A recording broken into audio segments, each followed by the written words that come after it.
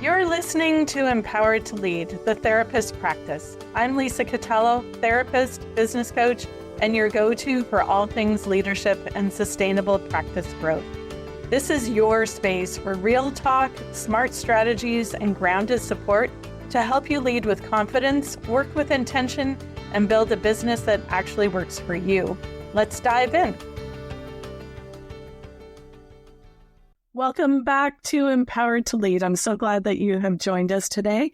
Today, we are having one of the episodes where we talk to another group practice owner. And so I'm so excited to have Rebecca Rauscher. And I didn't clarify how to pronounce your last name. I've just always called you Rebecca. Rebecca Rauscher, that's correct. I said it right. Yeah. Join us. Rebecca has a group practice in Vancouver, and I'm so excited to have her join us. We've worked alongside each other for a while now, and just one of the things that has really struck me in her leadership and growth as a group practice owner is just the realistic approach, understanding who she is and what she wants out of a group practice, and being able to shift once she identified, like, what actually do I want this business to look like? And I think, too, some of the ways that you've shown up as a leader, but also some of the adventures that you're having now that you have established this, like just following you on social media and some of the speaking stuff and workshops. And you're a multi-talented woman. Oh, thank you.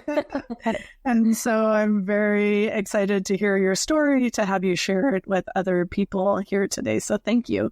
Why don't we start with, again, who you are, where your group practice is, and a little bit about that before we dig into some of the questions. Yeah, that sounds good. So I'm Rebecca. I own Boundless Heart Counseling Group in Vancouver. And it's funny, as you said that, I was like, how many clinicians do I have now? There are 7 clinicians, all RCCs, and I have 1 student, and I have a clinic manager who works about 20-25 hours a week. And a bit about my background. I started as an occupational therapist, actually worked as an OT for about 15 years, mostly in mental health, and went back and did my master's in counseling psychology at UBC in 2012 with a 2-year-old and a 4-year-old, which was quite an adventure. And from there, have done all sorts of different things, but private practice is where I landed.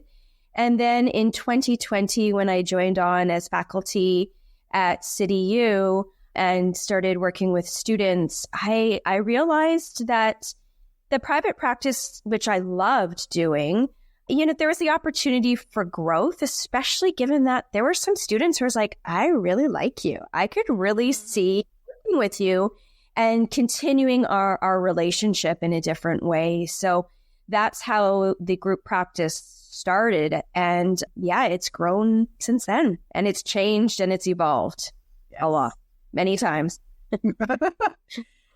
When did you make the transition over to group practice then? So you talked about 2020. Was it like then that you started bringing people on, or did it take a little bit?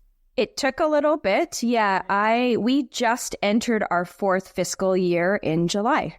Okay. Oh my goodness, that's gone fast. I know, because Lisa, you were there with me at the beginning pretty much. It's true. Yeah. Yes. So cool. And yeah. Lots of changes in that time, both in the landscape of therapy and just in your practice. Eh?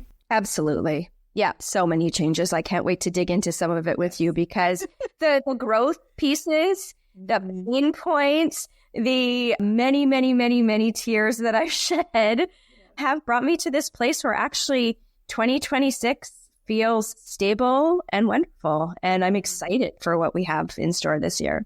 That's awesome. So the first question that I always ask is, how would you describe yourself as a leader? As a leader, I think I really value being reflective, being open, being growth-oriented. I know I can make mistakes and can grow from those mistakes. I really try to allow myself to receive feedback from my team, from my clinic manager, and then, of course, in some of the different groups that I have joined over the years. I realize that there are lots of things that I'm really good at. And I also know there are a lot of things and have needed to learn a lot of things. The biggest, of course, being the financial piece. And we could talk about that a little bit. But that's really important to me to be able to, have a groundedness but also be really genuine and be open to learning. Yeah. That comes through as you interact with you and hear that as you try to lead, as you succeed in leading your group practice. Yeah, and I think that's brought me to the place where I'm at, especially with the group of clinicians that I have right now, 2026. And this has been a lot from the learning through you, Lisa, and this big piece around you really, you've probably said it to me so many times, but only in Greece when we were there recently, the fact that now my clinicians are my clients. And so 2026, that's my mantra. That's what I'm working with.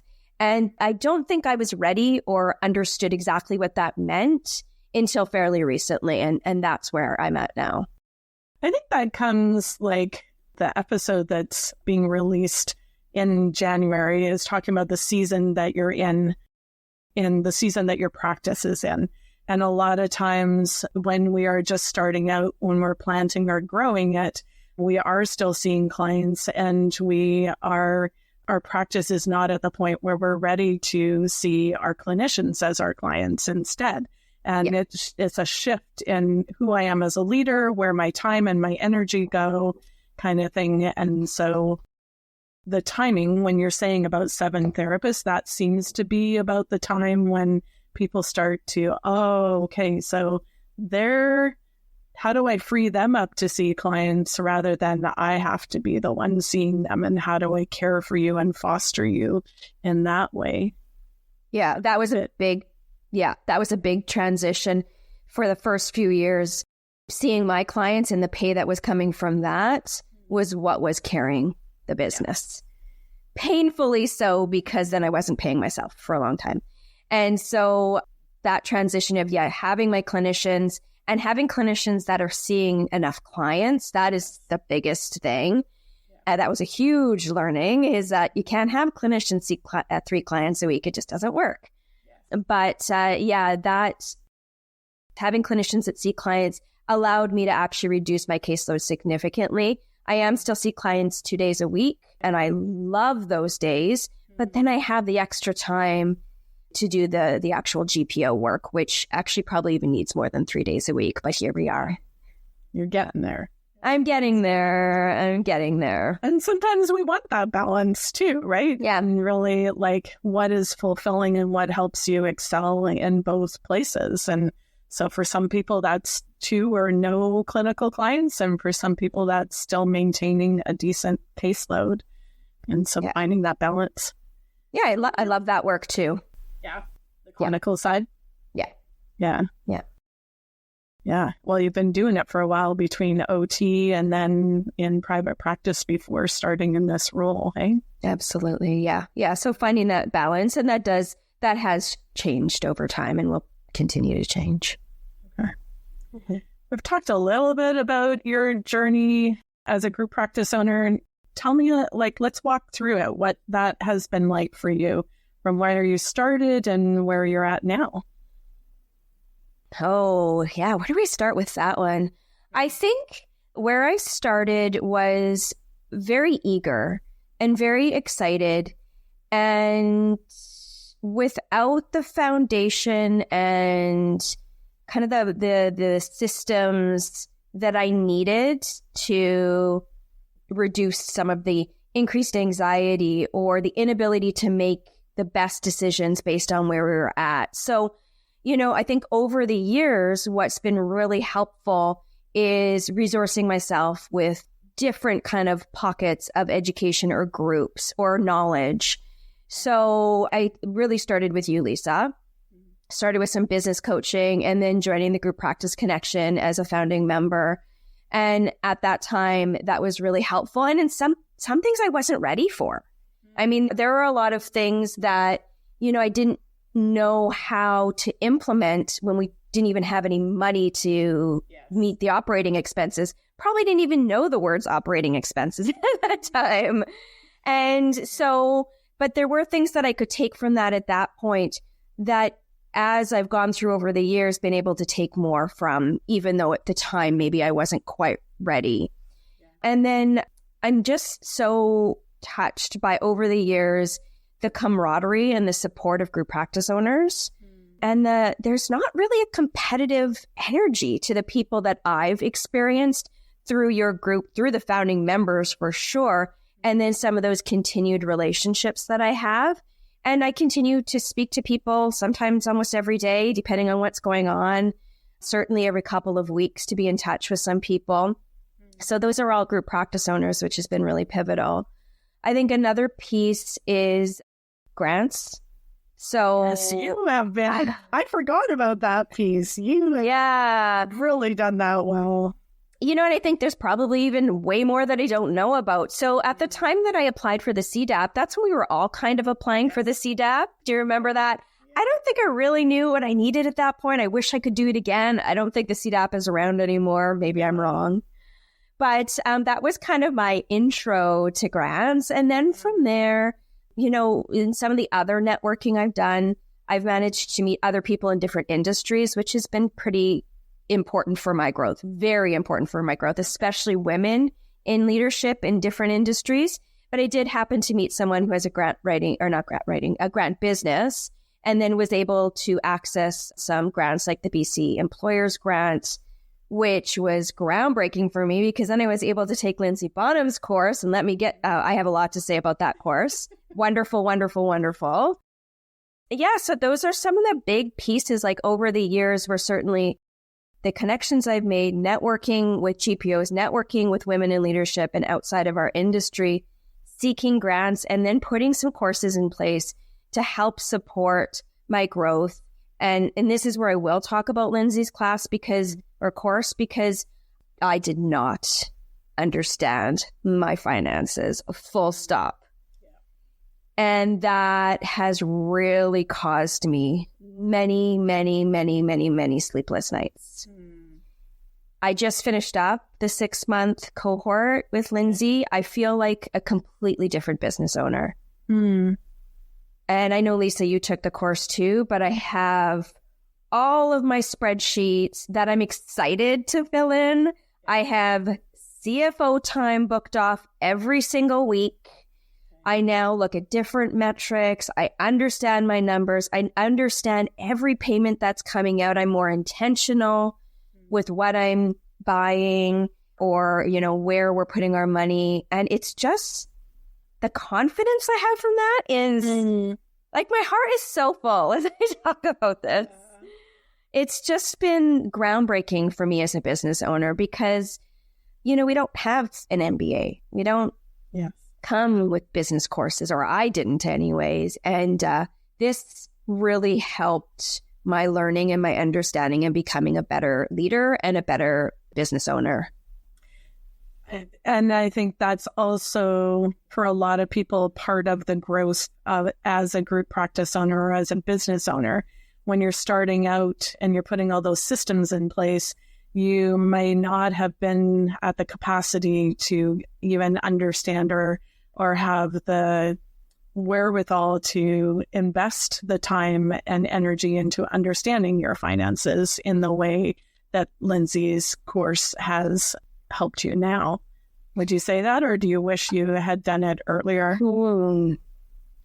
Yeah, I mean, I think probably what you're saying is true, even given what I said about taking your course. Some things I just wasn't ready for.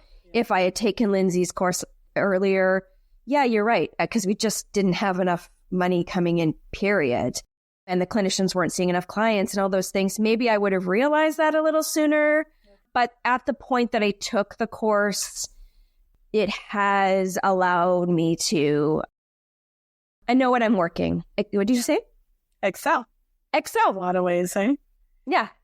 And that actually points to also like knowing your numbers, getting a little more comfortable with your finances, knowing what metrics you want to be tracking translates into confidence in other areas as a business owner. So Is it time to bring somebody on?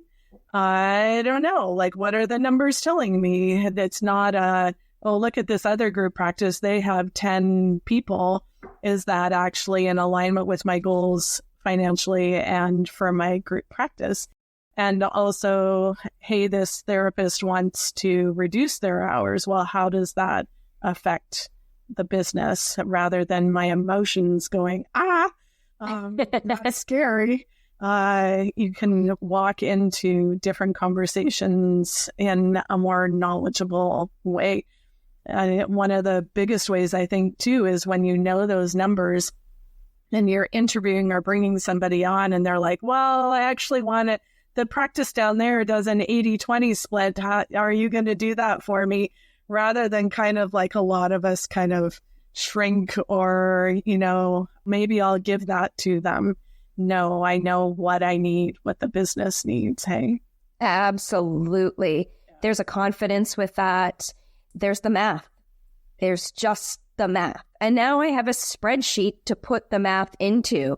So if so-and-so clinician is seeing 15 clients and wants to go down to 8 clients, I put that in my spreadsheet. I can see if that makes sense or not, given our operating expenses. Yeah. That is empowerment right there. Yeah. Mm-hmm.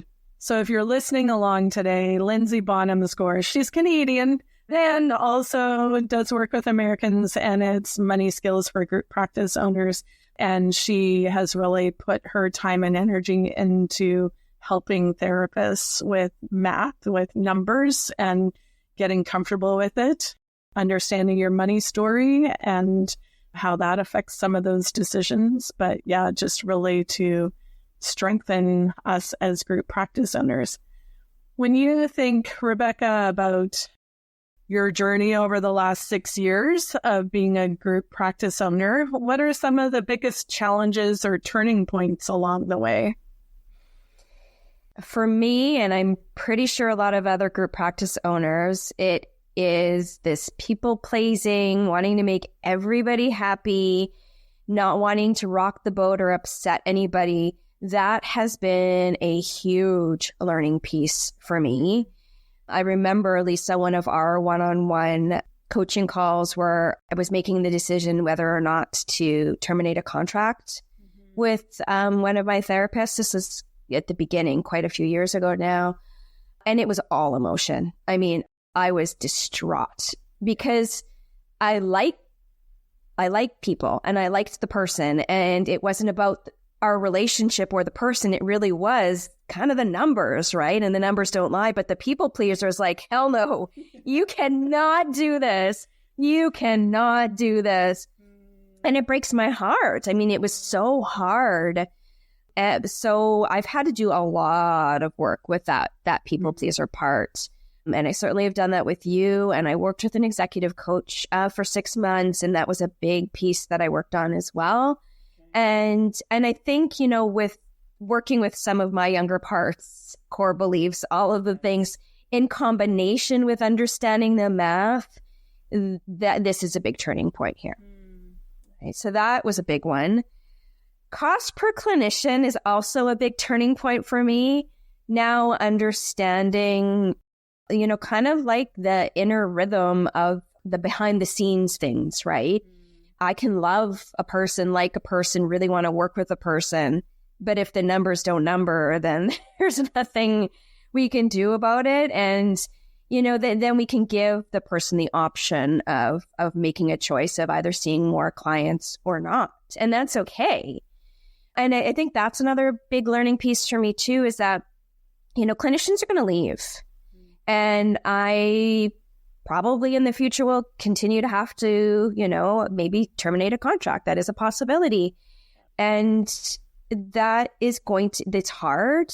And it's also, I think, important to come from this place of this knowledge, this real knowing of, if a clinician wants to make more money, they need to see more clients, or we need to increase their fee, or, what are some of the options of ways that we can do that takes out the emotion. And so those are other really big learning pieces for me. And There's a couple of things that stand out to me when you're talking about that, but almost like the emotion actually isn't going to go away 100%. And yes, easier, right? Yeah. The first couple are awful, whether you're letting them go or they're leaving. All the stuff that comes up for us as people. And then that leads into one of the other things as you were talking that I think is really important is like, we get support from so many different areas. So if I'm scared, I have to let somebody go, or I'm hurting because somebody chose to leave me, where am I getting that support and that buoying up as a business owner? We can't be everything. We can't excel at all of these skills. And so who do I have in each of these corners? Because you have mentioned Group Practice Connection. You've talked about other group practice owners, other business owners, trainings, like it's not just, hey, I'm doing this on my own, which is one of the reasons why I'm so passionate about how do we connect and how do we support each other, because when we're in private practice, it feels like our world is small. And then we go as a group practice owner and nobody gets me. People who are working for me don't understand how hard I'm working to make this happen. And so to have all those different avenues to be like, okay, I can do this really well. Today really sucks. And I know this person is good at helping me see this better kind of thing. You don't have to do it alone. The other thing I'll add to that too is having my own therapist and having my own clinical consultation. Those are the big pieces. And then, of course, my family and friends support as well. I was smiling as you were saying that because I was thinking of a story. I did come home from the office one day and I was upset about something. And so I was talking to my partner about it. And, I was like, I don't know if I want to keep doing this. And, having a lot of big emotions. And my 15-year-old son said, "Are you going to quit?" And my partner looked at him and said, "She can't quit. She's the boss." And it was actually, that's what helped turn it around, was that moment where it's like, oh, yes. And so that was such a good moment for me to be reminded of, oh, yeah, right. This is important, right? Yes. This is important. And this, I'm having feelings, and I can have feelings, and I will continue to have feelings. And there are going to be really hard days. And then I can come home and kind of laugh about it when it's flipped on its head a bit. So that was great. A great moment. Out of the mouth of a teenager. Oh, yes. Many things come out of mouths of teenagers. It's Lisa. We'll have a 15-year-old. One of the questions that I had asked you before is, what would you say to someone who's in the thick of it right now? Maybe they're feeling overwhelmed or stuck or uncertain. Part of, I think, is like, you're not alone. But what would you say? Yeah. So much like we're saying, get support sooner than you think. Have support right away. As I said earlier, there's a great camaraderie and not a lot of competitiveness amongst the right group practice owners, those group practice owners that you're going to mesh with. I'm very close with a group practice owner who literally is 5 blocks away from me. We are in direct competition and we are very supportive of each other. So get support with the people that feel right for you. Mentorship, peer connection, professional guidance, all of those things help. Identifying where some of those holes are and seeing what courses are available, seeing what grants are available. Those are very helpful. And I have to say, to repeat again, speaking to people in other industries, it's really helpful because as therapists, we are feely, touchy, compassionate, empathic, sensitive, all of these wonderful things. And sometimes we just need a straight shooter, Be friends with an accountant. Exactly. Be friends with an accountant or a lawyer. You're in, man. That's good. Yeah. One of the things that you had said at some point is like, you're not failing, you're learning, and kind of having that perspective to when you're feeling overwhelmed or stuck. And I think sometimes I'm like, well, why can't I just learn the easy way? And have this be hard, but if in the midst of it, okay, so what can I learn from this? How am I growing? Where can I get support if you're feeling overwhelmed or stuck? Yeah.